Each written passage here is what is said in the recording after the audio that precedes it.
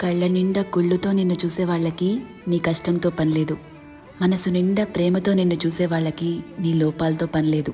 కడుపు నిండా ద్వేషంతో నిన్ను చూసే వాళ్ళకి నీ మంచితనంతో పనిలేదు. గుండె నిండా అభిమానంతో నిన్ను చూసే వాళ్ళకి నీ తప్పొప్పులతో పనిలేదు. రక్తం నిండా కోపంతో నిన్ను చూసే వాళ్ళకి నీ పశ్చాత్తాపంతో పనిలేదు. వీళ్లే కాదు, నీ చుట్టూ ఉన్న ఇంకో 100 మంది నిన్ను 100 రకాలుగా చూడొచ్చు. వాళ్ళందరూ వాళ్ళ లోపల ఉన్న ఎమోషన్తోనే నిన్ను చూస్తారు. నిన్ను నిన్నుగా చూడగలిగేది ఆ పైవాడి తర్వాత నువ్వు మాత్రమే.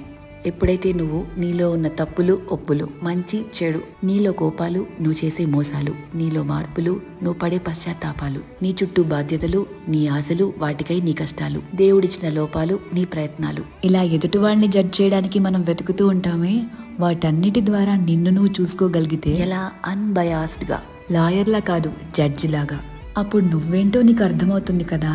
అదే సెల్ఫ్ అవేర్నెస్ అంటే.